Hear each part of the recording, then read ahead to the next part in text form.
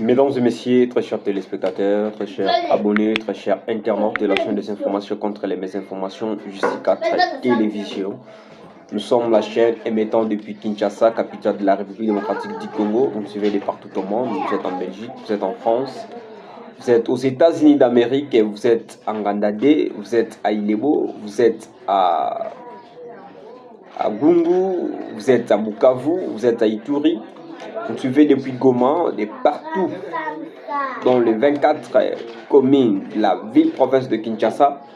Alors aujourd'hui, nous venons avec une actualité, comme vous le savez bien, que ça fait beaucoup de temps que nous n'avions pas pris parole devant nos caméras.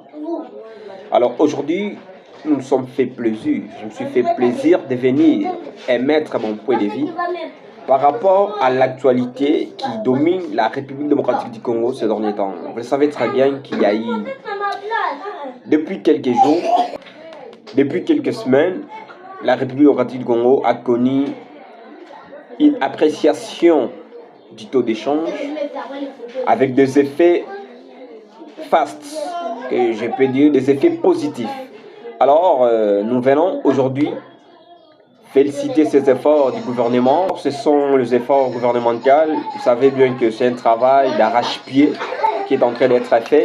Oui, nous sommes venus féliciter le travail qui s'est fait parce que nous avons vu qu'il y a une amélioration sur les marchés, dans différents marchés de la ville-province de Kinshasa. Nous avons fait la ronde et puis nous avons fait les constats. Les constats restent très positifs. Alors, vous allez d'abord nous excuser pour la qualité d'image et père mater. Mais j'aimerais ici aussi souligner quelque chose. Parce qu'il y a des ceux-là qui sont en train de... Peut-être ceux-là qui pensent que le dollar, après cette appréciation, il y aura encore une dépréciation. Alors, nous sommes habitués peut-être comme ça, ici en République démocratique du Congo. Souvent les gens, il y a ceux-là qui pensent qu'après peut-être ça va payer les fonctionnaires de l'État. Les dollars pourraient reprendre cette dépréciation. Alors, aujourd'hui, déjà, il y a quand même des résultats palpables sur le marché. Aujourd'hui, les dollars se négocient entre 24 500, 24 700, 23 500 pour certains.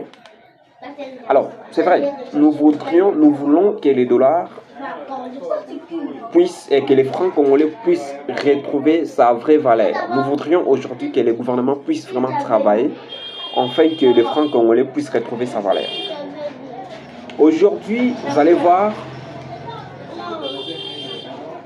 que nous avons perdu la population congolaise a perdu son pouvoir d'achat. Oui, c'est bien, il faudrait qu'il y ait l'appréciation, oui, c'est bien. Mais nous devrions comprendre que les prix de denrées, soit les prix sur les marchés ne vont pas baisser sur les chats parce que... Mais déjà, vous allez constater que actuellement, vous allez voir que un sac de ciment se négocie à 28 000, 27 500, 29 000. Alors, nous espérons bien que ça va encore s'améliorer davantage. Messieurs et dames, très chers téléspectateurs, très chers internautes, très chers abonnés, nous sommes venus aussi faire un point sur la démolition des constructions anarchiques qui a été lancée par le ministre provincial, M. Moulumba, le ministre provincial de l'aménagement de la ville, chose que nous apprécions tous. Nous avons fait les constats, nous avons fait les reportages, nous sommes descendus au rond-point Ngaba, vous allez voir, vous êtes en train d'avoir une image, qu'il y a un travail qui est en train d'être fait. Alors, mais il y a une sorte d'injustice. Vous savez qu'on a vu les images sur les réseaux sociaux.